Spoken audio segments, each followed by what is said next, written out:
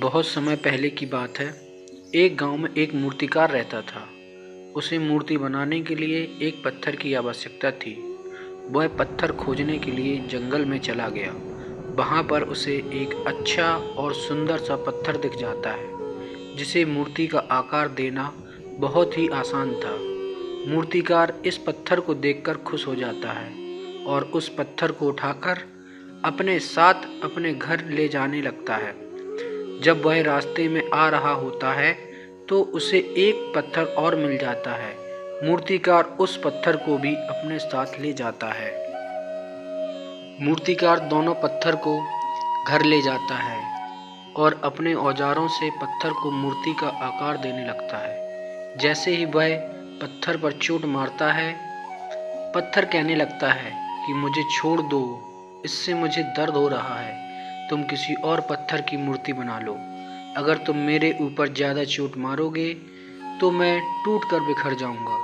पत्थर की यह बात सुनकर मूर्तिकार को उस पर दया आ जाती है और वह उस पत्थर को छोड़ देता है और दूसरे पत्थर की मूर्ति बनाने लग जाता है। यह पत्थर कुछ नहीं बोला और कुछ ही समय में मूर्तिकार इस पत्थर को एक भगवान की मूर्ति में बदल देता है। भगवान की मूर्ति बनने के बाद गांव वाले उस मूर्ति को लेने के लिए आते हैं।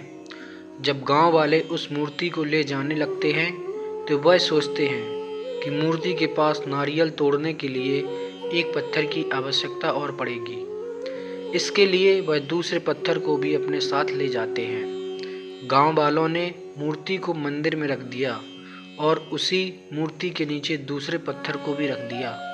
जब भी मंदिर में लोग पूजा करने के लिए आते तो वह मूर्ति पर दूध चढ़ाते और फूलों की माला डालते और नीचे रखे पत्थर पर नारियल को फोड़ते थे। इससे पत्थर बहुत परेशान होता था। जब भी लोग उस पर नारियल फोड़ते थे उसको दर्द होता था। इस पर वह पत्थर मूर्ति बने पत्थर से बोलता है कि तुम तो बड़े ही आराम में हो।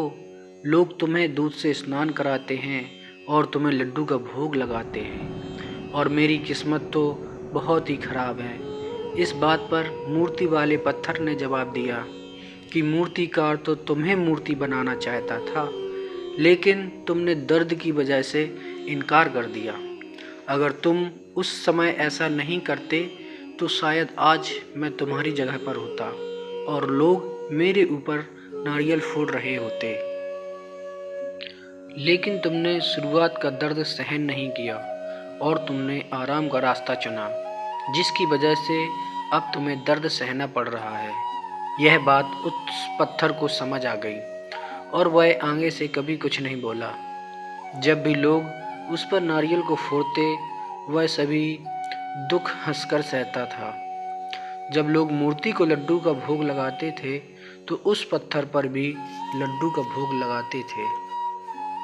मित्रों, इस कहानी से हमें यह सीख मिलती है कि हमें कभी भी किसी भी कठिन से कठिन परिस्थिति में घबराना नहीं चाहिए, क्योंकि शुरुआत में हमारे जीवन में कठिनाइयाँ आती हैं लेकिन बाद में सब कुछ ठीक हो जाता है। जो व्यक्ति शुरुआत की कठिनाइयों का सामना करके आगे बढ़ जाता है उसका आने वाला पूरा जीवन सुखमय हो जाता है।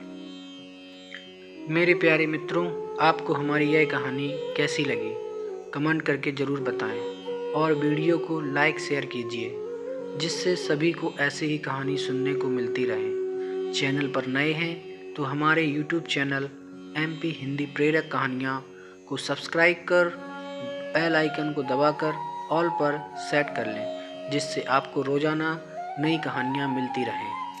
वीडियो को देखने के लिए आपका धन्यवाद।